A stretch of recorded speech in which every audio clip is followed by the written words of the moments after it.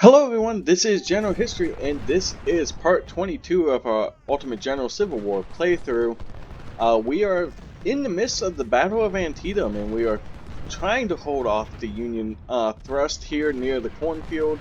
The Louisiana Tigers are taking heavy casualties. Now, we do have Extra Billy Smiths. I mentioned in the last episode how they were pretty much by themselves here, though Extra Billy Smiths is firing into the Union flank here. So should be able to help out, as well as we got some units here in the East Woods holding off against the Union forces there. Now, historically, this is where, about the time that Jackson requests Hood's division to come forward. Hood's division comes forward very quickly and hits very hard as they push the Union troops out of the cornfield. One of the many times that the cornfield changes hands. I believe the cornfield ends up changing hands about 12 times during this battle. So like I said, many times. Now, also, the Iron Brigade, we're going to actually pause here because we're actually beginning to see some troops come forward. This could end badly for me. In fact, I'm going to start moving Shaw forward as well. Try and get them in reserve in the East Woods here. Because I believe the 12th Corps is now on their way in. Now, at the same time, like I was talking about in the last episode, the Iron Brigade is now in the West Woods. Jackson orders early troops who are on Nicodemus Hill, defending Stuart's horse artillery. He orders him to withdraw south and attack the Iron Brigade from the north. He does just this, and the Iron Brigade is forced to rally around the guns of Battery B, which is Gibbon's former command. Gibbon personally attends to protecting them, and like I said, they sort of rally here in the woods as being attacked from all sides. Hood's Texas Brigade, like I said, who attacked the cornfield, prevents the Confederate lines here from crumbling. However, he does so at great loss. He loses about 60% of the men. At one point, someone asks Hood where his men are. He tells them they're dead on the field. So after about 2 hours of fighting now,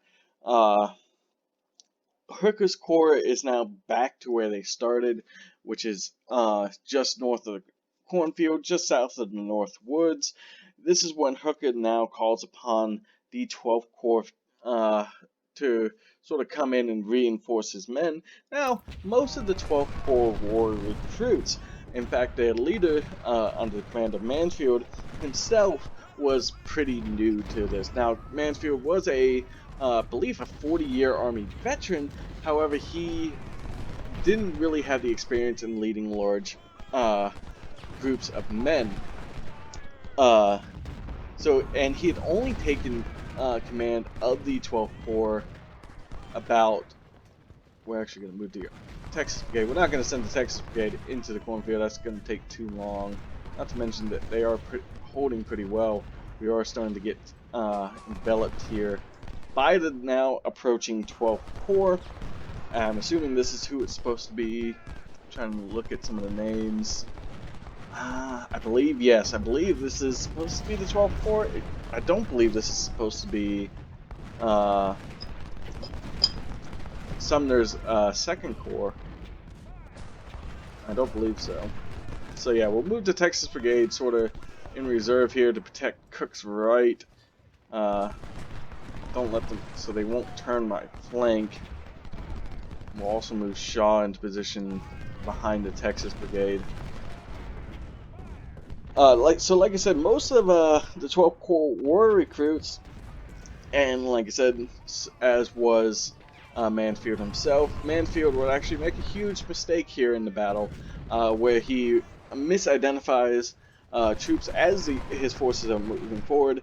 His troops take aim at Confederate troops, and you know, this is a story you often hear, where he tells his troops not to attack, that they're their own. He then gets told by one of his troops, "Sir," I forget the actual quote, but basically like, "Sir, have you gone mad? Those are clearly Confederate troops." He agrees, and shortly after this, Mansfield is shot in the chest. Now Mansfield wouldn't die immediately, but in fact he would. As he's shot in the chest, he begins trying to climb over a rail fence. He fails to do so, and he's withdrawn from the battle, and he would die sometime later. And so now the 12th Corps is now leaderless. I can't recall at the moment who the 12th Corps then became under the command of. Unfortunately, like I said, I can't remember who that was at the moment. So Hood now in the cornfield, who is now supported by some of D.H. Hill's men, who was brought up by Lee in reserve. They are now holding their ground in the cornfield. However, one of these brigades begins to flee after believing they were flanked. One of D.H. Hill's brigades. This unfortunately leaves Hood flank unprotected himself, so Hood is then finally forced to withdraw and back into the west woods, where he would be forced to regroup. Now, one of 12th Corps' divisions, the 2nd Division, under George Sears Green, he then advances through the cornfield and then takes positions near the Dunkirk Church. He forces the artillery, the Confederate artillery there, to retreat. Now it's about this time that while trying to rally his men, Hooker then gets shot in the foot by a Confederate sharpshooter. He is then withdrawn from the battle. Command falls to George Meade, but for the most part, because Rickett has also been injured at this point in the battle, I believe I forgot to mention that. Rickett is injured.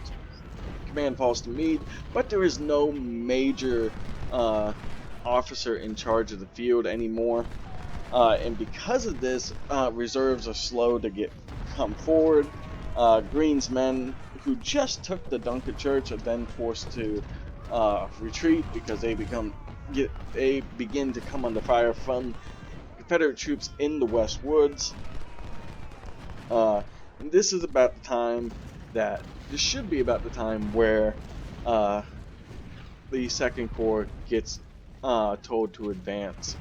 And so that is about where we are in the battle now, although we're a little bit ahead historically than where we are in the actual battle. Now we are now beginning to see a lot of troops enter the battle.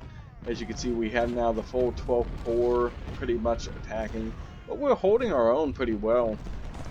We're not really taking too many casualties, but they're not really committing too many troops to the battle either. Sorry. So we're beginning to lose ammo here, so let me go ahead and move my my supply wagon back. Looks like we are beginning to get threatened here on the heights. Nickdonis Hill, I mean.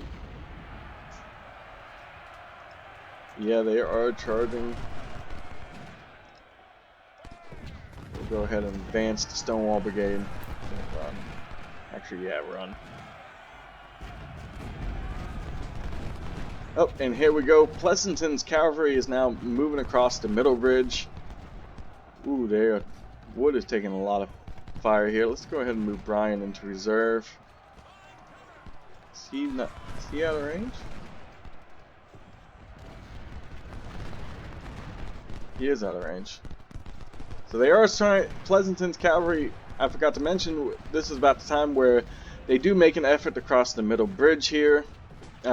Mostly by Pleasanton's cavalry, as it said. Pleasanton actually asked that reserves be brought up. I believe he asked for William Franklin's 7th Brigade to come up and across the bridge. I believe that's... could be wrong about that. I'm pretty sure that who Pleasanton requested to come forward. However, McClellan was not willing to do this. So he is told that this wasn't going to happen. He actually writes in his report what a fool's errand this ends up being. To which McClellan actually then strips from the report before submitting it to the War Department. Sorry, so we beat our Farnsworth cavalry here. So Wood is forced to retreat. We'll move Bryan up. We are sort of giving them a run here as Porter... It has Porter trying to come through, but Porter did not engage. Porter was in charge of the 5th Corps, one of the brigades that just would not be engaged during this battle, so I'm not sure what's going on there. Game's a little wonky with the history. Oh, do they have cavalry? I mean, I don't know. Guns, I meant. No, they don't have guns here. It just looked like they were shooting canister there. Wood is really routing there. Let's go ahead and move Johnson up, seeing this. We're not really getting forced too hard in the middle here. Or at all. But Sumner's attack should be coming here soon. So Cook is finally starting to get flanked here. Texas Brigade, you hold. So we were able to hold off here in the around Nicodemus Heights. Although more troops are beginning to come up, I am going to make the... Oh wow, I totally forgot I had troops. I guess I had more troops here I did not know about. So I'll put them in the East Woods here. I'll put these troops here. And I'm going to begin to withdraw my artillery. Because we're starting to get really pushed here. Now, historically, I don't recall, but historically I don't believe they were pushed off Nicodemus Hill. What? Wow, the game is really sort of... If Franklin's 7th Corps is actually coming up here, the game is really off the mark here. Historically, at least, of what actually happened. Now, the game could play out any number of ways. I mean, as long as they... I guess it would be hard for the game to actually compute the fact that they didn't actually engage the 5th and 7th Corps. I mean, they could put that as a trigger that the units are on the field, but they don't actually engage. But it would be hard for them not to commit their troops, I guess. Looking at it from a gaming standpoint. Alright, we're going to go ahead and get the Wise Legion out of here as well.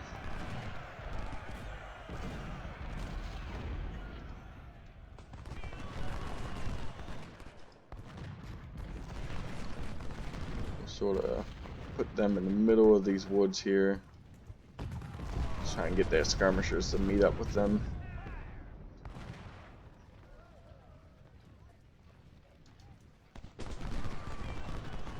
Have the cavalry just sort of hold the middle here, just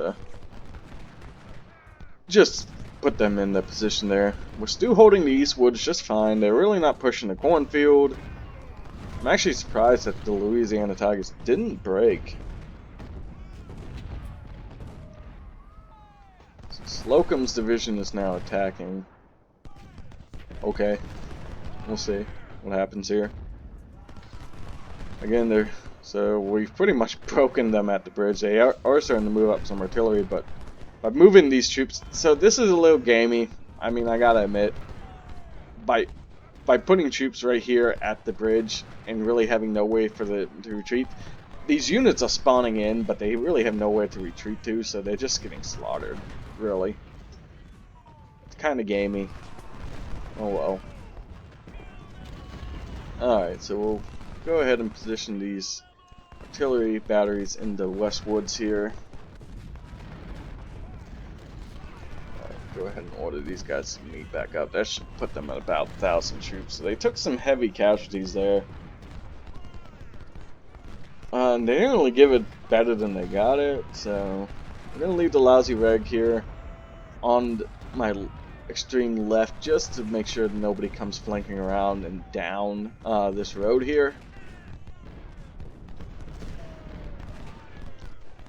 I'm beginning to think I'm gonna go ahead and move up another one of these brigades here in the middle.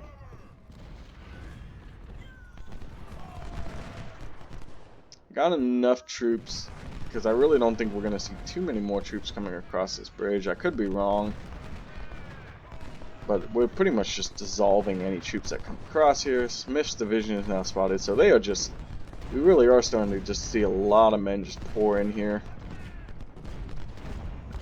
Alright, I'm gonna go get it and get Cook out of there. Let's get him out of there. Texas Brigade will sort of move back as well. As well as the Innocents. We'll go ahead and get the Louisiana Tigers to meet back up.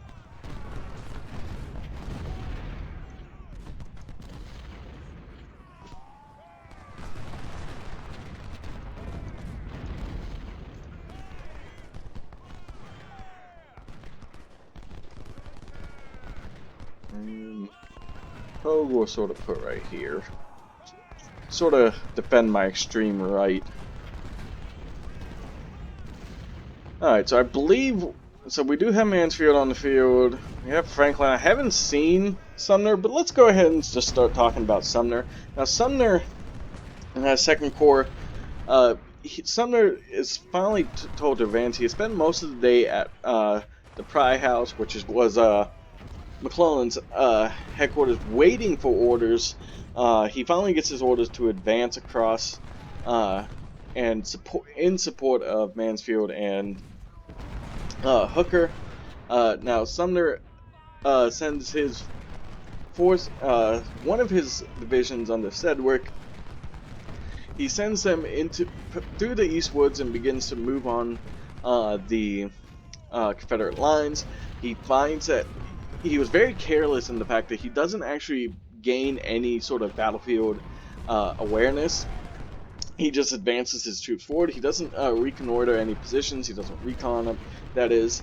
So he's really unaware of what exactly what the battlefield situation is like at this current time. I am going to have to move some, because I don't know how much. Actually, Edwards still has a pretty good amount of supply. Let's go ahead and move him up. You stop. You stay where you are. So Sumner sends Sedgwick up. Like I said, doesn't really have any knowledge of the current battle situation. Sedgwick ends up getting himself sort of in the salient. He's getting attacked by artillery, and then he's attacked on several different sides.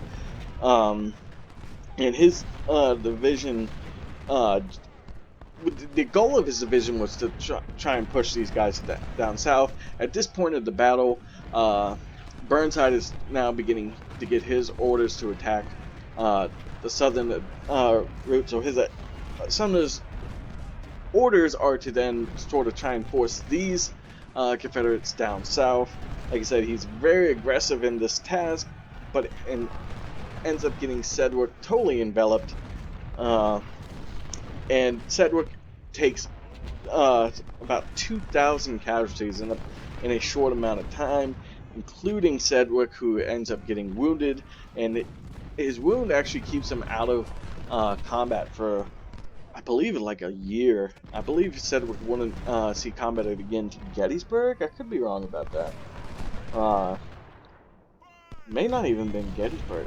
No, I think Sedgwick was at Gettysburg. I'll have to look into that, but I'm pretty sure Sedgwick was at Gettysburg. Okay, so now the Union is charging.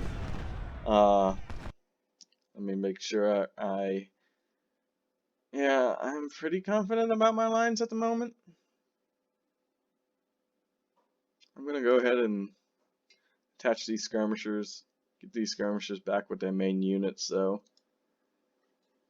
Because I do have battle here at the Dunker Church as well as the artillery piece.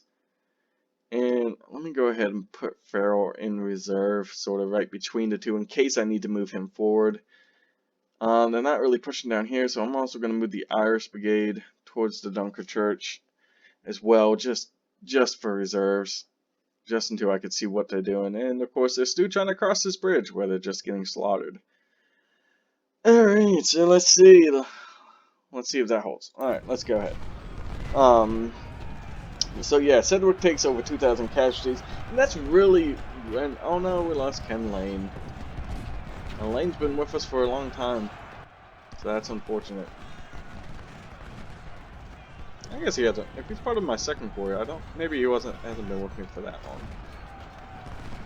long. So right now we're taking about 12% losses. So the casualties are starting to pile up as the Texas Brigade is starting to get swarmed. Everybody's starting to get swarmed. Louisiana Tigers finally get beaten back here. They're pushing us against the Westwoods as well, but we're sort of holding our lines here. I'm going to go ahead and put the Alabama Brigade in these defensive works. Meager got forced back, but the Innocents are on their rear, as well as Shaw is sort of in the rear as well, in reserve.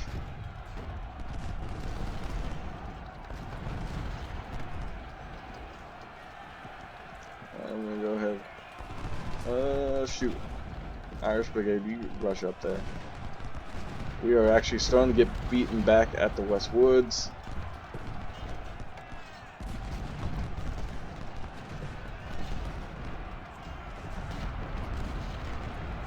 I got a lot of artillery though in the West Woods, so I should be able to hold it pretty well.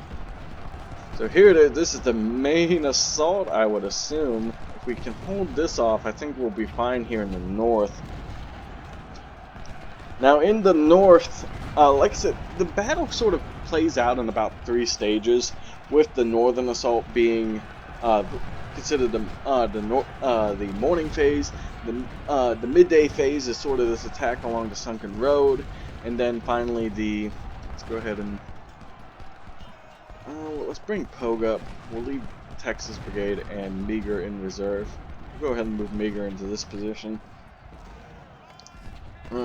We'll bring Farrell up as well, just as a reserve unit.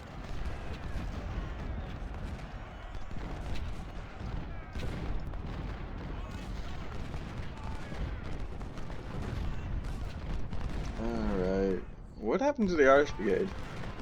Okay, they ended up taking positions forward. Oh, I have an Irish Brigade and an Irish Battalion? Oh, that's I didn't know I had done that. Alright, so it looks like... Ooh, the Iron Brigade took... Oh my god. We might actually break the Iron Brigade here. So Cook is sort of out in the open. I guess he has about 50% cover. He's not in horrible position. But I think I'm going to get Shaw to replace Cook. Let Cook get off one more volley. And then get them out of there. Sort of try and get their morale and condition back up. I'm actually going to send... Actually, you know what? We're not getting any attacks here on this area. Let's go ahead and move Johnson up. And they're running out of ammo down here at the bridge.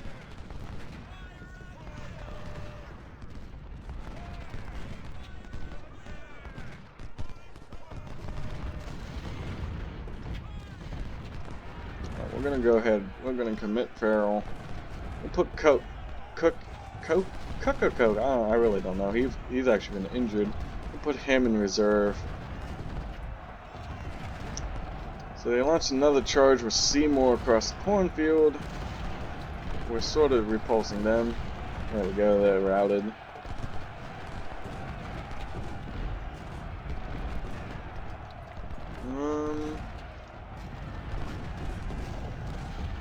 I'm gonna get Battle up here and get him to sort of replace the Innocents there. They've taken a lot of casualties.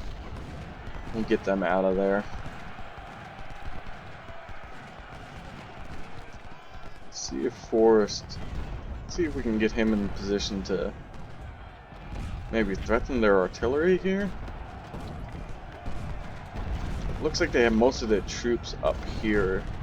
Although we are forcing some of them to retreat back into their artillery, so this... I'm probably...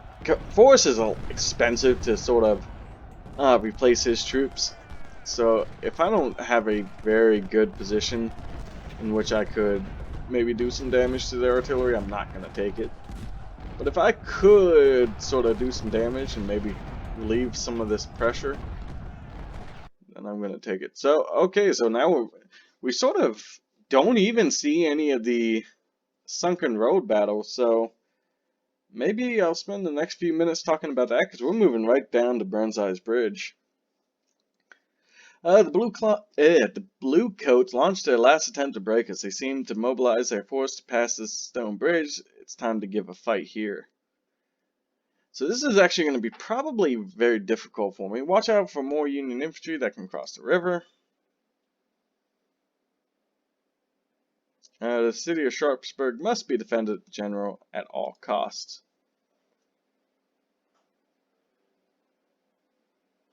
We must push back the Yankees north of Dunkerchurch. I think I'm doing a pretty good job at the moment. And finally, the Sunker Road area. Clearing this perimeter around the city will secure our victory. Well, we're not even getting attacked there at the moment. Although now that it's opened up, so it's probably, again, part of the gamey problem with this is that we didn't really,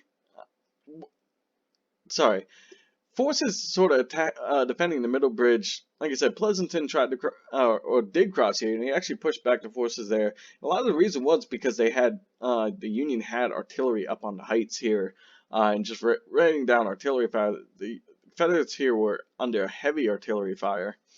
So all that attacking, and we really just plowed through their forces here, and they have nothing to show for it because we really weren't under direct fire from their artillery.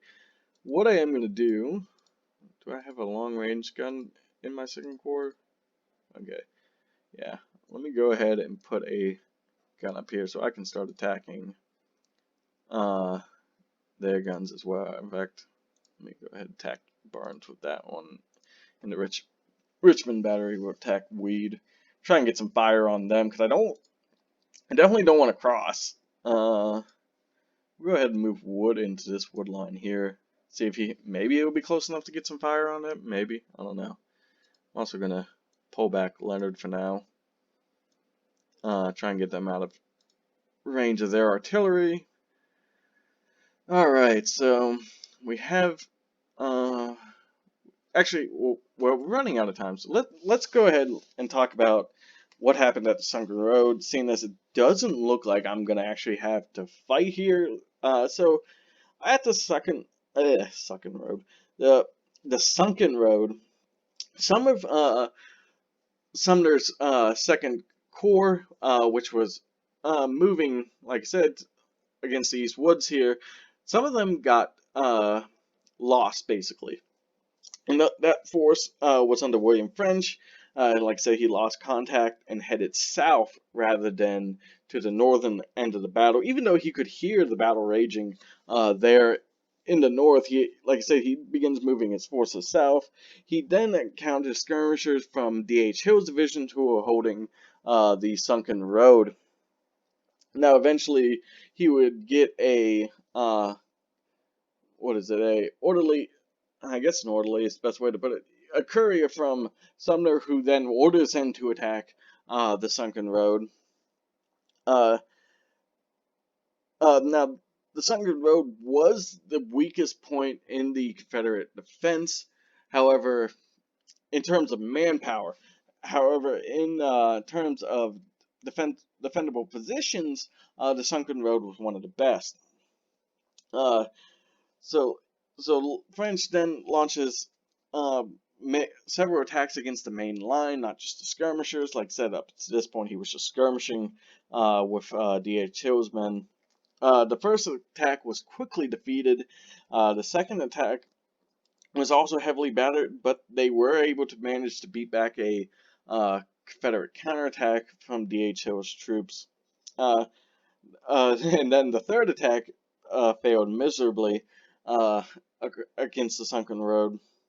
And during all this, French ends up losing over 1,700 of his men in less than an hour.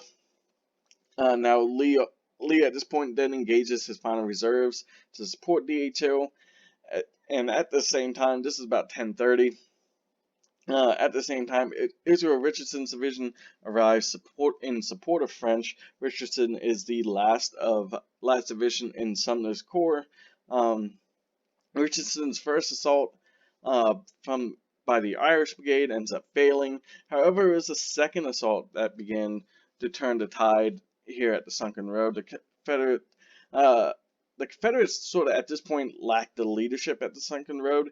They had lost several of their commanders. They had lost Richard Anderson, George Anderson, John Gordon, who surprisingly survived after being shot 5 times. He actually tells a story where uh, he likes to tell people where he ends up almost getting smothered or drowned in his own blood because one of the bullets ends up hitting in the head, which knocks him out.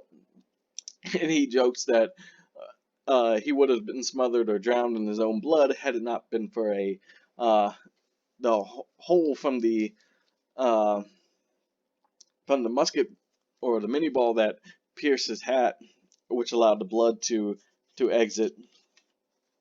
So, like I said, John Gordon is down. So really, the leadership at the Sunken Road is in shambles. The 61st and the 64th New York finds a knoll in the Sunken Road, which or near the Sunken Road, which allows for fierce enfilade fire. Now, this is where a misunderstood command in the heat of this battle with poor leadership could end up really turning the tide of any battle. And this is exactly what happens here.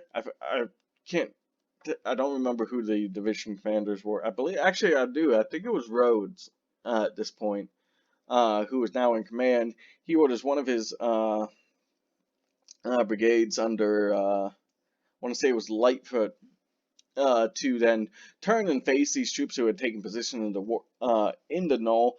Lightfoot takes this to, I'm pretty sure it was Lightfoot. Lightfoot misunderstands the command, and he believes that he was just told to retreat, so he about faces and then uh, falls back out of the Sunken Road, which then, of course, ends up turning all the Confederate flanks, and the Confederate troops then flee towards Sharpsburg from the Sunken Road. Now, the Federals then attempt to pursue, but were beaten back by Longstreet's massed artillery just to the southwest of the Sunken Road.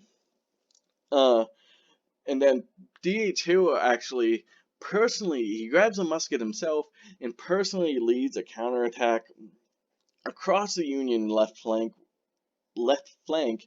They were now this counterattack fails, but what it does is actually pulls Union troops away from their center, which eventually breaks their center. The center collapses, and Richardson orders a withdrawal back to a ridge north of the Sunken Road. Now it's about this time that Richardson was then struck by a shell fragment, which wouldn't actually kill him. Now he would died months later from complications. I believe it was pneumonia that Richardson ends up getting. I believe, and it's really sad. He actually, I believe, dies. I could. Oh, actually, I think I'm getting my generals confused here. I know somebody at this battle. One of the generals ends up dying right before the death of his child, like the day before. Hmm. I can't remember it. It might have actually been a Confederate general that happened to.